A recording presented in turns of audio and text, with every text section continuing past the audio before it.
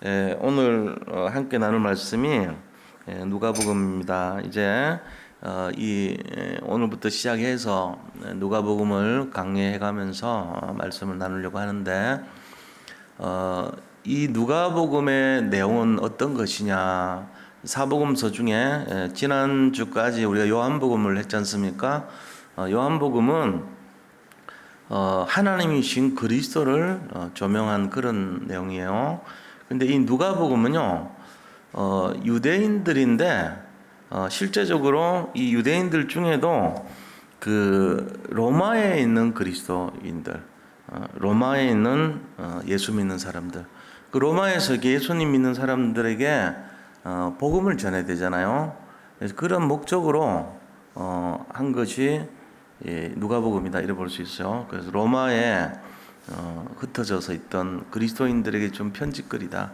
근데 그 중에서도 지금 보면은 데오빌로라는 분이 나와요. 근데 이 데오빌로에 대한 내용들이 이제 많이 있어요. 무슨 의미냐 이런 의미가. 데오빌로라는 뜻은 그 하나님을 사랑하는 사람 이런 뜻이 있어요.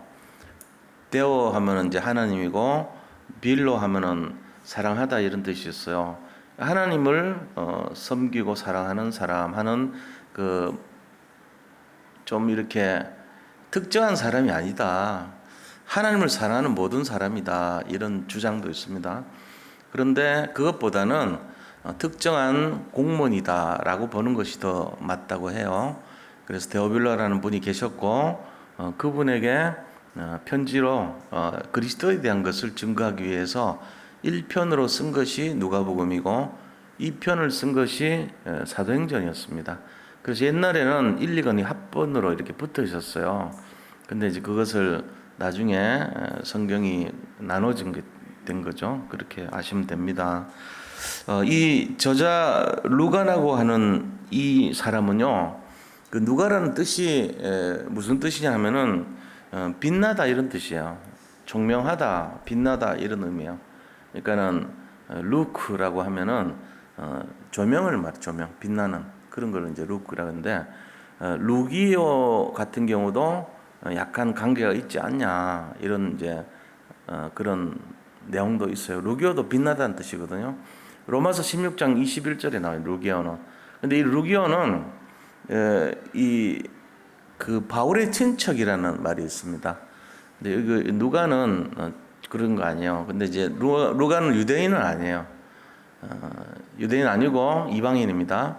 그러니까 사복음서 쓴 사람들 중에 마태, 마가, 요한, 누가가 있는데 그 중에서 유대인 아닌 사람이 쓴 거는 이 누가복음밖에 없어요. 직업은 의사고 어디에서 태어났냐면은 안디옥 교회가 있었던 장소 있잖아요. 그게 이제 수리아 안디옥이거든요. 안디옥이 두 군데요. 비시디아 안디옥이 있고 수리아 안디옥이 있어요. 근데 지금 누가는 수리아 안디옥에서 태어난 사람이에요. 그래서 나이가 요한은 사도 요한은 90 몇 세 정도 해서 거의 뭐 90대 중반쯤까지 살았잖아요. 근데 이 누가는 84세까지 살았다고 그래요. 이방인이면서 복음서를 썼고 사도 바울을 따라다녔던 사람이다. 그렇게 하시면 되고, 그럼 언제부터 누가가 이 바울을 따라다니는 제자가 됐냐 하면은 드로아에서 마게도냐로 갈 때 그때 같이 영입이 됐어요. 그러고는 이제 빌립보 지방까지 갔죠. 근데 거기 보면은 바울과 실라가 빌립보 감옥에 잡혀가지고 두드러 맞고 뭐 이런 거 하잖아요. 매질당하고. 근데 거기는 빠져 있어요. 그러니까 이제 그때 같이 한 일행은 맞는데 감옥에 간 거는 실라하고 바울이 갔고 그때 같이 갔던 일행 중에 한 명이 바로 누가가 같이 갔다는 거예요. 그러고는 언제부터 계속 갔냐면은 그 뒤에 이 가이사라라는 지방에 예루살렘 쪽에 이 가이사라가 있거든요. 가이사라는 로마 병영이 많이 있었던 별장이 많았던 곳이에요. 그러니까 우리로 말하면은 바닷가, 서울하고 인천 관계라고 보시면 돼. 그 실제적으로는 서울에서 로마 사람들이 집정관들이 오고 또 이 거기서 통치를 해야 될 거 아닙니까? 근데 그 사람들이 도망가기 쉬운 데 딱 있었단 말이에요. 예를 들면은 쿠데타 일어나면은 바닷가에서 배 타고 빨리 가버리면 되지, 자기 나라로. 로마로 도망가기 쉬우면서 바다 경치 좋은데 거기를 주로 거점으로 있었어요. 서울에 근무를 안 하고 서울을 잠담 죽으니까 쿠데타 나면은. 그러니까 도망가기 쉬운 곳이 어디냐면 가이사라라는 지방이에요. 가이사라에다가 별장 지어가지고 로마의 병영이 거기 다 있었어요. 거의 다. 가이사라의 백부장이라는 사람이 있었잖아요. 그 고넬료라는 사람도 가이사라에 있었다고 되어 있어요. 그런 것처럼 로마에서 온 사람들 대부분이 가이사라 지역에 많이 살았어요. 그래서 같이 누가가 가이사라에 2년 동안 구금 생활했습니다. 바울이 일부러 잡히러 왔어요. 바울이. 그래가지고 가이사라에 항소했잖아요. 거기서 벨릭스라는 사람 찾아오고 아그리빠가 찾아온 데가 가이사라 감옥이에요. 거기 있을 때 찾아와서 네가 만약에 가이사에게 항소만 하지 않았다면 내가 너를 놓아줬을 건데 이러고 아그리빠, 헤롯 아그리빠거든요. 헤롯 아그리빠가 얘기하고 막 이러잖아요. 그 자기 여동생하고 결혼하고 재혼했어요. 그래 여동생도 이혼하고 그 여동생 같이 데리고 와서 보고 이랬던 얘기 나오잖아요. 그게 가이사라라는 감옥에 있던 때요. 거기에 있을 때부터 누가가 같이 영입이 돼가지고 로마 감옥까지 계속 따라다녀. 바울이 죽을 때까지 계속, 순교할 때까지 계속 옆에 있었던 사람이 바로 이 누가입니다. 그러니까 우리가 그런 배경을 알고 이 누가복음을 알면 굉장히 충성된 사람이다. 바울의 마지막 시절에 굉장히 많이 힘을 줬고 위로가 되던 사람. 제자들이 같이 도와주니까 얼마나 힘이 되겠어요, 바울이. 바울이 막 굉장히 어려움 많이 당했거든요. 근데도 그때 치료해주고 도와줬던 사람이 바로 이 누가 때문에 견딜 수 있었던 거죠. 그런 내용적인 것을 보고 바울의 동역자다. 브리스길라 아굴라 못지않게 바울 사역에 동참했던 사람이 누가입니다. 우리가 그런 내용들을 알고 이름이 그대로잖아. 이름이 빛나다, 총명하다. 굉장히 똑똑했던 사람이죠. 그 누가는 특징이 뭐냐면요, 글을 굉장히 잘 썼어요. 누가 원문 보면요, 굉장히 이렇게 감성이 좋고요, 글 솜씨가 뛰어난 걸 볼 수 있어요. 그게 누가의 특징이에요. 그래서 하나님 갖고 있는 글 솜씨 이런 실력을 달란트를 사용하신 거예요. 그래서 누가복음과 사도행전이라고 하는 아주 멋진 정말 글로 작품을 남겨버렸죠. 누가가 쓴 건 아니죠. 그러나 누가의 지혜를 하나님 사용하신 거예요. 그렇게 볼 수 있습니다. 자, 그런데 이런 배경 속에서 사도행전의 전편인 이 누가복음에서 말하려고 하는 게 뭐냐? 그게 바로 로마에 있는 그리스도인들에게 복음을 설명한 거잖아요. 그러니까 왜 그걸 했겠는가? 복음을 왜 전하려고 했겠는가? 이유가 있을 거 아닙니까? 그래서 그 내용을 좀 살펴보도록 하겠습니다. 오늘 첫날이니까 누가에 대해서 좀 알고 나머지 조금 알면 돼요. 그리고 기도하면 돼요. 여기 뭐 기도하러 많이 모였잖아요. 그러니까 말씀을 좀 짧게 할 수 있도록 하고 누가복음, 그래서 제가 짧게 해볼까요? 그리고는 기도를 이제 집중하고 이렇게 하려고 그래요. 그러니까 그런 의미로 보시면 되겠습니다. 자, 첫 번째 보니까 1절에 보면요, 첫 번째 우리 중에 이루어진 사실 이래 됐어요. 자, 우리 중에 이루어진 사실, 이게 1절에 나와요. 그게 우리 중에 이루어진 사실에 대하여, 이런데 이제 제일 제목이 데오빌로 각하에게 쓴 글이란 말이에요. 데오빌로 각하에게. 그러면서 이거를 기록한 이유는 4절에 보니까 이는 각하가 알고 있는 바를 더 확실하게 하려 함이로라. 각하가 알고 있는 말이라는 게 어떤 청년 예수에 대한 내용이에요. 그분에 대한 것을 내가 확실하게 알게 하기 위해서 이거를 썼다는 거예요. 누가복음. 자, 그런데 당시에 이 그리스도에 대한 내용들이 어느 정도 이제 이게 지금 누가가 활동했던 시기는 AD 30년부터 100년 사이에요. 완전 초대교회에서는 이제 조금 뒤로 밀린 거죠. 그죠? 예수님이 활동했던 당시보다는 이제 많이 뒤로 가 있는 쪽이잖아요. 30년부터 100년 사이니까. 그러니까 뒤의 내용에 대해 가지고 예수님이 활동하시고 사역하시고 그 소문이 무성했던 시기라 보시면 돼요. 그러니까 데오빌로라는 각하가 예수에 대한 소문을 많이 들었던 거예요, 이미. 근데 그 청년 예수에 대해서 이 누가가 바울을 따라다니면서 또 많은 글을 썼던 사람들이 누구죠? 마태, 그 다음에 마가, 요한, 그 다음에 이런 여러 사람들의 글들이 있었어요. 그때 당시에 유행했던 글들이 뭐냐면은 도마복음이라는 것도 있고요. 그래 이제 나중에 도마복음 빼버렸어요. 틀리다 해가지고. 그 복음이 맞냐 틀리냐. 그때 당시에 인정을 받냐 안 받냐 이거 가지고 선별을 막 하는데 요한복음도 인정받아요. 마태복음도 인정받아요. 그 다음에 누가복음도 인정받아요. 근데 도마복음은 빼버렸어요. 인정을 못 받았어요. 그때 당시. 그리고 또 다른 복음서들이 많이 있었어요. 빌립 집사가 가서 복음 전했잖아요. 빌립 복음이라는 것도 있어요. 우리가 지금 그 이제 불로 다 모아서 다 태워버렸어요. 외경 그런 것들은 인정 안 받은 것들이 돌아다니면 안 되니까 다 구분해가지고 불 싸질러 버렸어요. 근데 그 중에 보면 빌립 복음도 있고요. 그 다음에 토마스 복음이 도마 복음도 있고요. 여러 개 복음이 있어요. 유다 복음도 있어요. 우리는 잘 모르지만 이때 당시 그런 내용들이 막 섞여가지고 난립을 했었어요. 근데 그게 이제 다 정리되고 인정받은 것이 누가복음이에요. 그래서 쭉 나오잖아요. 처음부터 목격자와 말씀에 일꾼된 자들이 전하여 준 그대로 내력을 저술하려고 붓을 둔 사람이 많은지라. 이렇게 많았던 거예요, 그 당시에. 그러나 그 모든 일을 근원부터 자세히 미뤄 살핀 나도 이제 데오빌로 각하에게 차례대로 써보내는 것이 좋을 줄 알아서 이 글을 썼다는 거예요.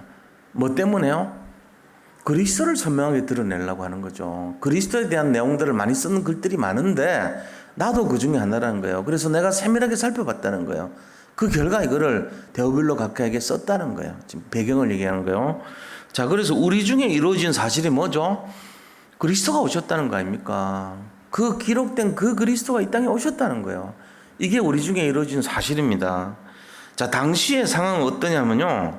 사두개인과 그 그노시스파라고 하는 이 영지주의자들이요. 두 파가 예수님을 안 믿는 거예요.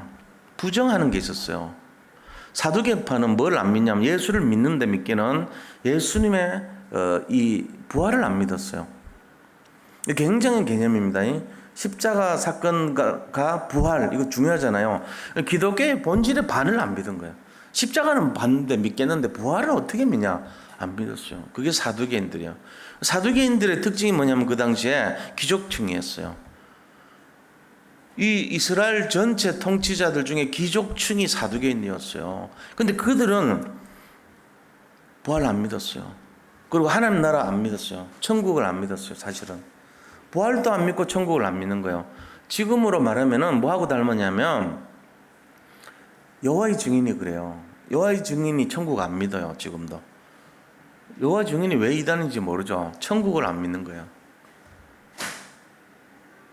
이 땅에서 평안만 믿어요. 그러니까 완전 이단이에요. 거기는. 그러니까는 죽어서 천국 간다 아니에요. 이 땅이 끝이에요. 그리고 여기서 잘 살아야 돼. 착하게. 굉장히 사람들 친절하고요.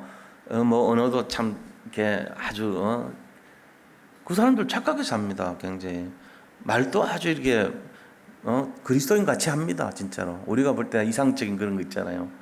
왜? 이 땅이 끝이에요. 그 사람들은. 천국 없어요. 그런 게 되냐? 말이 되냐? 말이 돼요. 그래서 시단인 거예요. 사두개인도 그랬어요. 천국 없고 부활 안 믿었어요. 그러니까 예수님을 조금 약간 희미하게 만들어 놓은 거예요. 그노시스파라고 하는 영지주의자들은 굉장히 이 사람들은요, 이 이단 중에 최고 이단입니다, 사실은. 근데 그들이 뭘 주장하냐면요, 성육신을 안 믿어요. 이 땅에 예수님 오셨잖아요. 이 땅에 인간이 몸을 입고 하나님이 직접 내려오셨다는 걸 안 믿어요. 왜? 육은 무익하기 때문에. 그들은요, 영은 맞지만 육은 무익하게 돼가지고 그리스도를 왜 육을 입고 왔냐? 그 더러운 육을 안 믿었어요. 그리스도의 성육신이 틀렸다 이래요. 그냥. 영이 하나님은 영이시지 무슨 육을 입고 이 땅에 오셨다 말도 안 되는 소리 하지 말라. 언뜻 들으면 맞는 것 같은데 걔들이 굉장히 이단으로 해가지고 영향을 최고로 많이 끼쳤습니다. 그러니까 이제 이 영지주의자들하고 그 다음에 그 당시에 사도파 이 사람들에 대해서 그리스도를 분명히 설명을 해야 되니까 그것 때문에 기록한 것이 누가복음이에요.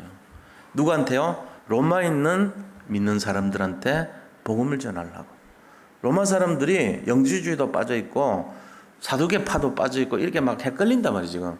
그러니까는 이 분명하게 복음을 전하려고 기록을 했다는 얘기예요. 자, 이런 배경이 있습니다.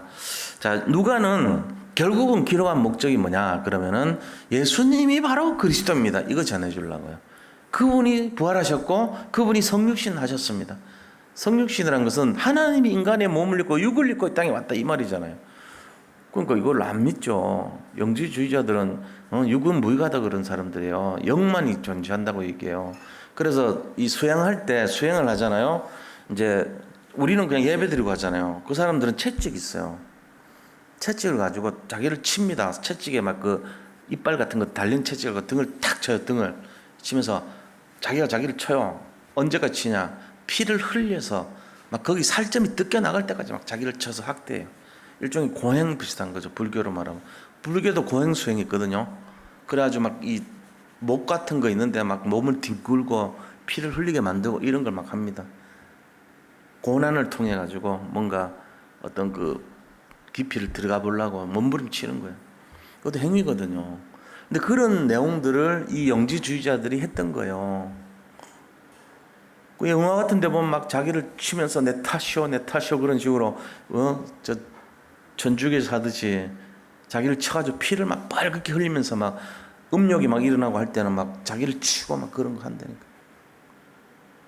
거세도 하고 그래요. 오리겐이라고 하는 신부는요 자기 그 성기를 잘라버렸어요. 그만큼 몸부림 치는 거예요. 그러나 그 없어집니까 그런 게? 마음으로 짓는데 이미.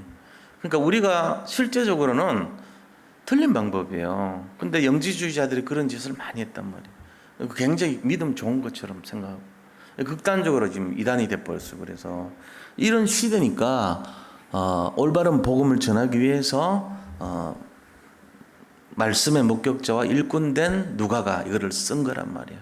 오늘 제목이 말씀의 목격자와 일꾼된 자, 이게 오늘 제목이란 말이에요. 자, 그래서 작은 두 번째로요. 당시에 그런 배경 속에 우리 중에 이루어진 사실, 이게 뭐냐 그죠? 우리 중에 이루어졌다는 사실이 그런데 그렇다면 이 우리 중에 이루어진 사실이 예수님이 그리스도로 이 땅에 오셨다는 그거예요. 이 부분이요. 그래서 예수가 그리스도로 오셔서 창세기 3장의 근본 문제를 해결하셨습니다라는 것입니다.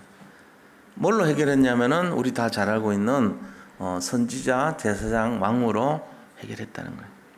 이 세 가지 삼중직이 근본 문제를 해결하셨다는 거죠.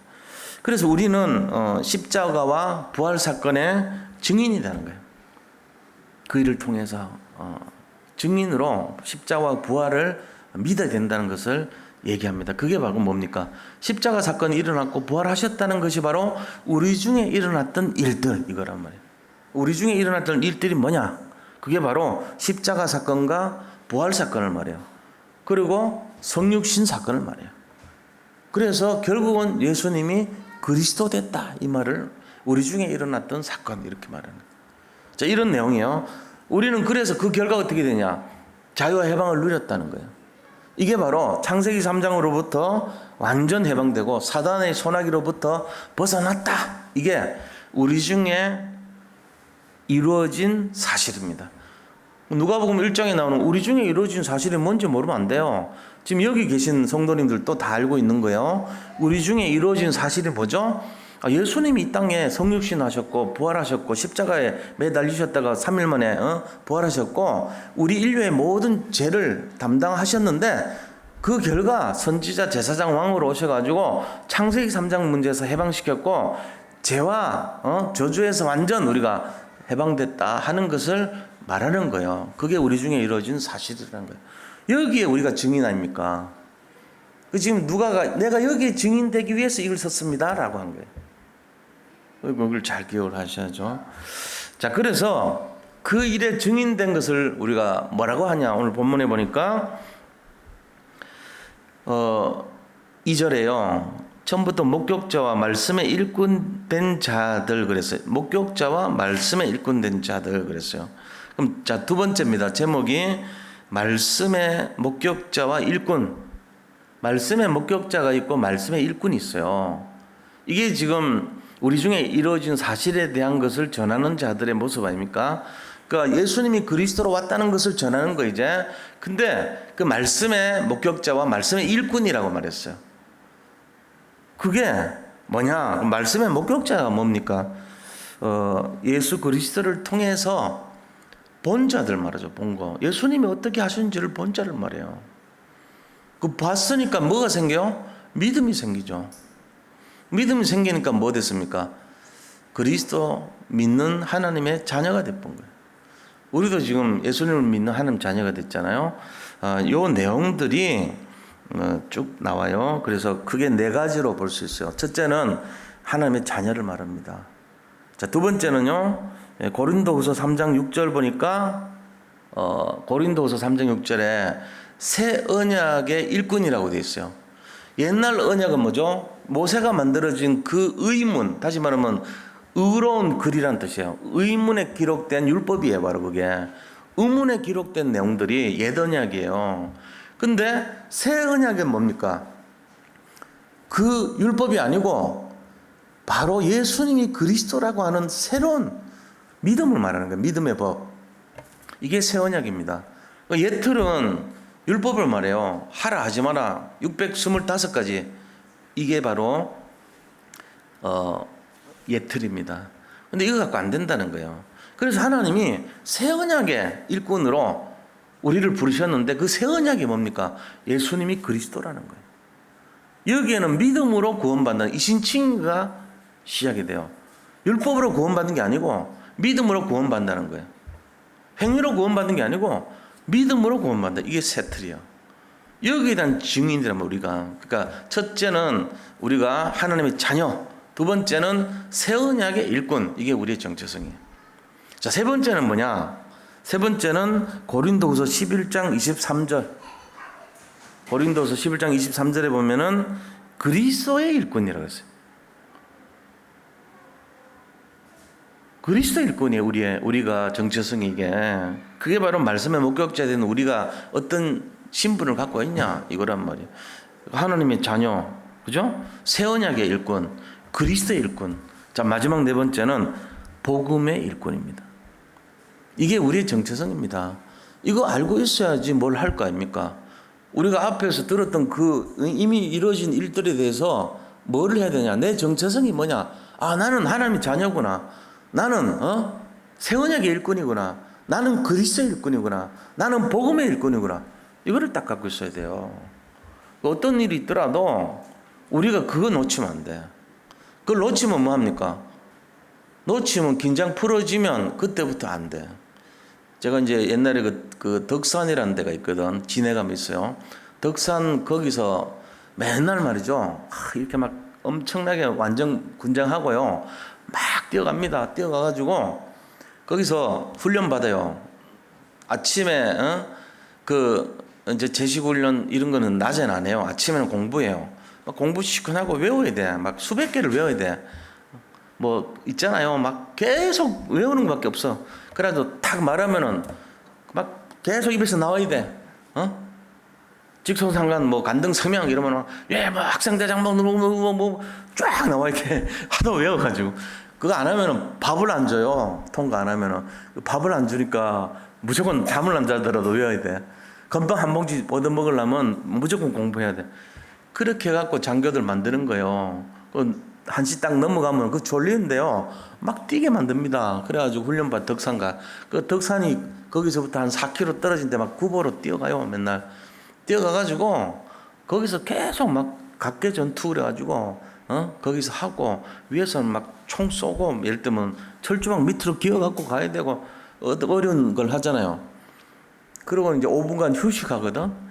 그 시큰 긴장하고 막 해놓고는 휴식할 때 그때고 막 사람들이 긴장 풀어가지고 사고 치고 다치고 그래 한다니까. 긴장 풀 때 조심해야 돼.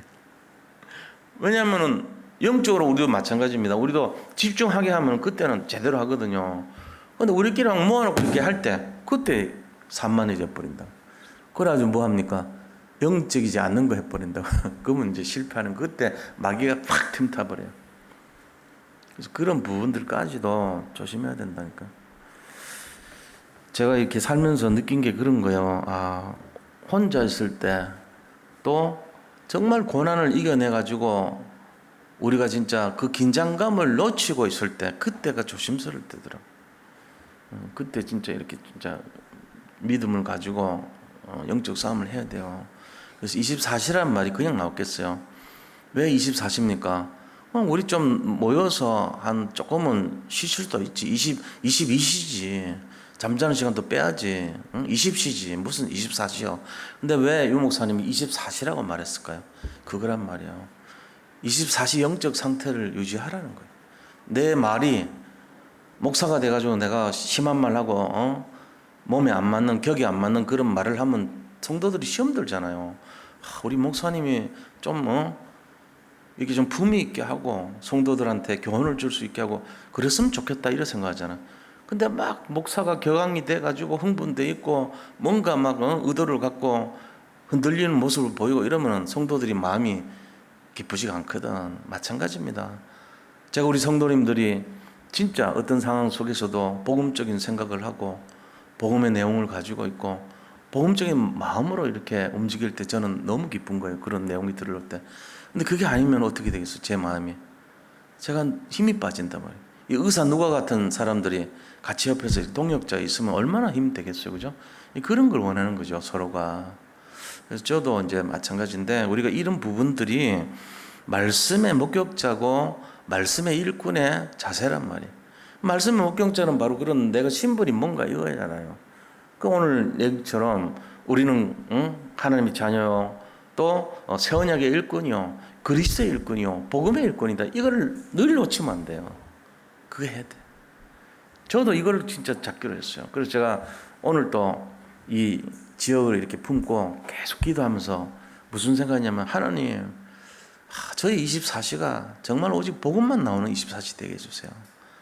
성도님들에게 힘을 주고 정말로 복음의 색깔과 향기와 모습이 드러나야 되지 않겠습니까? 이런 마음으로 24시를 다시 묵상을 했다니까. 그렇게 해야 돼요. 그래야지 서로 집중을 할 수 있고 그리스도를 바라볼 수 있죠. 제가 오늘 진짜 하루 종일 하나님 그리스도만 생각해 주세요. 계속 그리스도만 바라본 거예요. 진짜. 그러니까요, 제 마음속에 하나님께서 저와 함께하는 그 임마누엘을요 확실하게 내가 누리겠더라고요. 그리스도에 집중하는 것이. 그게 너무 중요한 것 같아요. 우리 마음이 그리스도에 집중해야 돼요. 세상 거, 딴 거, 사람 바라보지 말고, 현장 바라보지 말고, 현실 바라보지 말고, 제 말은 현장이 아니고 현실 보면 안 돼요. 어떤 사건 보면 안 되고, 문제 봐도 안 되고, 그렇잖아요. 그리스도에 집중하는 게 그게 맞는 거예요. 우리가 자꾸 사건 보고 현장 보고 문제 보면요 마이너스 되고 부정적 됩니다. 그게 아니고 그리스도 바라보면 세미나는 거예요. 그렇게 되길 바랍니다. 자, 그러면은 작은 두 번째로 믿음의 일꾼은 그럼 뭘 말하냐? 믿음의 일꾼의 내용이 어떤 것이냐? 믿음의 일꾼이라는 게 결국 뭐냐? 예수님이 그리스도라는 것에 대한 일꾼 아닙니까? 그죠? 그러려면 어떻게 해야 되냐? 첫째는 복음 전파자가 돼야 됩니다. 복음을 전해야 돼요. 우리 마음속에 이게 딱 자리 잡고 있어야 돼요. 복음 전파자. 그리고 전도자의 삶을 살아야 됩니다. 유광수 목사님이 62가지라고 하는 내용을 주셨잖아요. 제가 이게 처음에 보니까 62가지라는 삶이 그냥 외우기는 외워지겠는데 이게 진짜 내 속에 각인이 되고 뿌리 내리고 체질이 되려면 어떻게 해야 되겠냐가. 내가 우리 랩런트한테 이거를 유 목사님 그때 그랬어요. 랩런트한테 가장 귀한 것이 이거를 각인 뿌리 체질을 만들어라. 62가지를. 근데 너무 어렵습니다. 이게 어른들도 잘 안 하는데 어떻게 하겠어 이거를. 그래서 아이들 속에 각인 뿌리 체질 되게 하려고 내가 계속 이거 재밌게 하면서 지금 하고 있는 거예요. 금방 한다고 뭐 애들 외운다고 알겠어요. 그러나 저게 정말로 아이들 속에 뿌리 내린다면 목사님이 말씀하셨던 그 62가지란 게 이것이 내가 살아가면서 이것이구나 하고 발견이 된단 말이에요. 그걸 목적으로 하고 있어요. 그리고 내가 그 아이들 놓고 기도하고 있거든요. 그래서 자라가면서 계속 62가지 인생을 살아가게 됐잖아요, 우리가. 한 번도 그거를 가까이 안 하면은 애들 모른다니까. 근데 애들이 지금 잘해요. 보니까 우리 이준삼 전사님이 교육을 잘 시켰더라고. 내가 그걸 느껴요. 아이들이 잘하는구나. 또 선생님 교사님들이 아이들한테 잘 교육을 시킨 것 같아. 그러니까 다 알고 와. 보면은 그게 벌써 아이들한테 각인이 돼 있더라고요. 우리 랩런트들이 잘 보세요. 어떻게 되겠어요? 그런 방향이 뭔지를 알 거 아닙니까? 그래서 제가 하는 거예요. 그래서 저도 이 62가지라는 삶이 지금은요, 한 1분이면 거의 다 딱 머리 지나가요. 외워져요. 그게 되니까 내 생각이 항상 62가지가 자리 잡은 거예요. 뿌리 내리고. 근데 지금 자꾸 뭐 다녀도 모르는 분들 많거든, 어른들도. 오히려. 랩몬트들은 지금 막 하면 뭐 1분, 2분에 다 머리에서 나오고 외워지고 말하고 다 해요. 뜻도 알고 대강. 그런데 어른들이 정작 모른다고. 이게 맞는 거예요. 어른들은 이제 잘 잊어먹는 세대가 돼가고 있는 거고 랩런트들은 세워지고 있는 게 맞다니까. 틀린 게 아니야. 나는 모르는데 이게 아니고 애들이 그거 아는 게 맞지. 그래서 자기들이 딱 뿌리내면 되지. 이게 바로 뭐냐? 그게 복음 전파자요 전도자의 삶이란 말이야. 이게 말씀의 일꾼이에요. 결국 62가지 삶은 뭐를 말하죠? 무장된 자를 말해요. 영적 무장된 자를 말하는 것입니다. 우리가 랩몬트의 발판이라는 게 딴 거 아니에요. 이거를 할 수 있도록 만들어주는 거죠. 그래서 오늘 또 아이들 우리 방에 3명 왔더라고. 와가지고 4명 왔어. 4명. 그래서 해요 안 해요 그러더라고. 2주를 빠졌거든. 그러니까 왜 안 해요? 자꾸 해야지. 이제 다른 마음은 딴 데가 있어. 목적은. 근데 내가 알지만 뭐 사놨냐고 묻길래 비밀인데 그리고 가르쳐줘. 자기들 매주 물어요. 뭐 먹을래? 그럼 물으면 그거 사놔 꼭. 내가 또 약속을 꼭 지켜줘. 그러니까 자기들이 원하는 거 사놨으니까 기대가 될 거 아니에요. 근데 2주를 못 봤으니까 별 어려운 건 아니잖아. 아주 쉽게 하거든. 2학년이 뭐 알겠어요. 그러니까 너무 보고 하라 그러고 막 너무 쉬운데 분위기 좋거든요. 어렵지도 않고. 문제 어렵게 내고 하는 거 아니에요. 우리는 너무 좋게 해. 복음은 좋은 것이니까. 그러니까는 막 지난주는 와가지고 막 울더라고. 하나. 왜 2주나 빠져요? 이러면서. 그게 맞잖아요. 서로 안 오려고 핑계대는 그런 분위기는 안 좋잖아요. 그러니까 이게 보니까 참 이게 62가지 전도자의 삶, 그 뭐 재밌게 하면서 자기도 모르게 하지만 집중을 시키는 원리가 그거 아니겠어요, 그죠? 말씀의 목격자가 된, 말씀의 일꾼 된, 그게 이제 그러면서부터 이제 이 씨앗이 자라는 거예요. 심어놓은 거죠. 말씀 심어놨는데 이게 자랄까? 자랍니다. 우리가 그 교회가 되는 거예요. 그래서 이 내용 속에 우리가 들어갈 수 있도록 해야 되겠습니다. 자, 이 정도로 하고요. 기도하면 좋으니까 결론을 말씀을 드리겠습니다. 오늘 이 결론이 뭘 말하냐면은 복음적인 신앙생활, 이게 뭐냐면요. 자, 우리가 복음적인 신앙생활이 돼야 돼요. 우리는 자칫 잘못하면은 행동을 하고 할 때만 하는 신앙생활 돼버려요. 복음의 신앙생활은 24시를 말하는 거예요. 24시가 복음 속에 있는 거. 그래서 그런 얘기 제가 늘 하잖아요. 밑 빠진 항아리를 물 채우는 방법, 물 속에 집어넣으면 되잖아요. 그럼 우리가 복음을 그렇게 많이 받았는데도 밑 빠진 항아리 같이 할 때 있거든요. 복음을 막 채워줄 때는 막 복음이야. 예배 시간이나 아니면은 말씀을 가까이 하거나 이럴 때가 복음의 물을 막 채우거든. 근데 가만히 있으면은 혼자 있는 시간이나 빈 시간이나 이럴 때 보면은 이 물이 싹 복음이 새나가 버려. 그래가지고 보니까 복음 없어. 말짱 말라 있어 복음이. 그래가지고 한 이틀 뒤에 다시 물 보려고 보니까 물이 없네. 복음이 없어진 거야. 이러면 맨날 뭐 합니까? 공고한 인생이 돼. 공고한 인생. 너무 메말라고 힘든 인생이란 말이요. 그때 또 물 부은 게 또 복음 채워야 되거든. 그 힘들잖아요. 그래 하지 마세요. 그거 아니에요. 그럼 비효율적이라 그래. 그럼 어떻게 됩니까? 웅덩이에다 물 채워놓고 거기다 항아리 집어넣어 버립니다. 내 깨진 인생, 모난 인생을 거기 집어넣어 버려. 그러면 내 눈에 보이는 게 다 복음 물밖에 안 보여. 채워졌으니까. 뭐 빈 것도 없고 부족한 것도 없고 받을 것도 없어요. 더 이상. 다 복음인데 뭐. 내 모든 인생이 복음이야. 24시요 그게. 그 24시는 바로 그런 것이다 생각합니다. 그래 되면 돼요. 제가 얘기했잖아요. 제 자신이 이렇게 왜 실패하는가 보니까 어느 날 보니까 내가 완벽하다고 생각할 때 문제가 되더라고요. 교만이 딴 게 아니에요. 내가 완전하다고 생각하니까 이제부터 남을 자꾸 보는 거라. 다른 사람 상태를. 솔직히 나는 잘못한 거 없을까요? 천지지 뭐. 말투부터 거친 거부터 여러 가지 한두 가지 아니야. 좀 완벽합니까? 크게 잘난 것 없어요. 거기서부터 뭐가 됩니까? 성도들을 막 꼬집어 뜯고 물어 뜯고 그래 할 수 있다고 잘못하면 두드러 패고 이런다고. 그게 뭐 좋아요? 저도 안 좋고 성도들도 안 좋고 마음 다치는데 그게 좋은 거 아니야. 그래서 저도 깨닫는 게 할 때마다 깨닫는 게 그리스도의 복음 속으로 복음의 물 속으로 잠겨야 되겠다. 내가 참 부족하구나 이런 생각 많이 합니다. 내가 그렇게 비쳤을 때 이유가 있을 거 아닙니까 저한테. 내가 갱신해야 될 이유를 갖고 있는 사람이 뭘 남을 판단하고 그러겠어요. 마찬가지예요. 다른 사람도 다 똑같아요. 그러니까 우리가 남을 낮게 여기라는 이 성경의 말씀 보면서요, 그렇구나 이래 하면 됩니다. 그 강단에서도 가능하면 저는 그렇게 해요. 다른 목사님들 어떻게 하든 관계없이 나는 복음만 얘기하자. 복음으로 사람 살리는 사람이 뭐 복음 말고 뭐 얘기할 게 있겠냐. 내가 부족한데 우선 내가 부족한 사람이 복음 말고 뭘 얘기해야 되냐 말이지. 그렇잖아요. 복음만 얘기해야지. 복음 이외에 다른 거 얘기하면 안 돼요.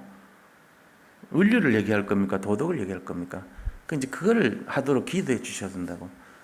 제가 성령 충만하고 날마다 복음의 생각으로 잠겨 있도록 성도님들이 같이 힘을 합쳐줘야 돼. 아론과 울처럼. 우리 목사님이 이상한 소리 안 하도록 팔 잡아주고 같이 그렇게 해줘야죠. 그렇잖아요. 자, 그래서 말씀 속에 잠기는 거, 기도 속에 잠기는 거, 전도의 생각 속에 잠기는 거, 사모늘 속에 잠기는 거, 그리스도 안에 잠기는 거예요. 그게 결국 복음 안에 잠기는 거예요. 그래 되면 다 끝나요. 그건 원수질 일이 하나도 없어. 앙금도 없어. 진짜 기뻐. 만나기가 기쁘고. 제가 어떨 때 보면 일부 예배 때 좀 강하게 하거든. 근데 회개했어. 왜 그럴까? 그 일부 때 더 모이기를 힘쓰게 만들고 교육자분들이 은혜 받고 그러면 얼마나 좋을까? 그게 잘 안 되는 거예요. 내가 이거 보면서 내가 아직 율법이 많구나 그런 생각했다고. 이런 얘기 하는 거 쉬운 거 아니에요. 솔직하게 말씀드린 거예요. 그래서 내가 갱신해야 되겠다. 일부 때 우리 교육자님들 힘나는 그런 메시지가 돼야 되지 않겠냐 말이죠. 그런 생각을 해요. 그게 돼야 돼요. 그렇잖아요? 그래서 궁극적으로 전도자의 삶은 딴 거 아닙니다. 내게 있는 것을 주는 삶이 돼야 돼요. 남은 거 끄집어서 주는 거 하면 안 되고 내게 있는 거. 너에게 있는 게 뭐냐 내놔봐라. 나는 잘나서 줄게 율법밖에 없는데 이러면 안 되죠. 나는 완벽해가지고 사람들한테 판단하고 정죄할 것밖에 줄 게 없다. 이러면 큰일 나는 거예요. 못 살려. 근데 그게 아니고 내 연약함을 알기 때문에 나도 구원받은 거 감사해서 내게 있는 그리스도가 너무나 귀하다. 이거 주는 거예요. 내게 있는 것을 줄 알아야 돼요. 그래야 사람 살립니다. 사람 살린 게 딴 게 아니고요. 겸손할 때 사람 살려요. 섬길 때 사람 살려요. 그렇잖아요? 뭘 이렇게 강하게 할 때 사람 살린 게 아니에요. 부드럽게 하고 그분이 마음이 움직일 때 사람 살리는 거예요. 제가 이제 그거를 자꾸 깨달아 갑니다. 목사가 되니까. 그 좋은 점이 그런 거예요. 사람을 어떻게 하면 살리겠나? 상대방을요 평안하게 해줄 때 살려요. 상대방이 마음을 움직일 때 살아나는 거예요. 오해하지 않고. 저도 오해 잘하고 그러면 안 돼. 성도님들도 중요해요. 저한테 정말 목사님이 힘을 얻고 좋은 말씀 나올 수 있도록 기도해주고, 그다음 좋은 사건 문제 있으면 가르쳐주고, 이번에 이런 좋은 일이 있었습니다 하고 얘기해주고. 그렇게 해야지. 안 그렇습니까? 그게 서로 좋잖아요. 저도 그렇게 하고 우리 서로 그렇게 해서 하나님 나라가 이루어지기를 기대합니다. 저도 이제 그래 할 거예요. 해보려고 합니다. 그리고 내게 있는 것을 주는 삶, 이게 결론입니다. 누가복음이 오늘 그 얘기한 거예요. 대오별로 각하여 많은 사람들이 기록했지만 내게 깨달아진 그리스도를 제가 전하겠습니다. 그래서 이거 씁니다. 얘기한 거예요. 승리하시기 바랍니다. 하나님 감사합니다. 말씀의 목격자와 일꾼된 누가가 데오빌로라는 분에게 편지글을 썼는데 오늘 그것이 성경이 되었습니다. 누가복음이 되었습니다. 오늘 이 시작으로 우리도 이 일에 증인되고 우리가 살아가는 모든 삶이 복음에 증거하는 일꾼이 되고 아버지 새 언약의 일꾼이 되고 그리스도의 일꾼이 될 수 있도록 하나님 함께하여 주옵소서. 그래서 내게 있는 것을 줄 수 있도록 24시 복음 속에 잠기는 인생들이 다 되게 하여 주옵소서.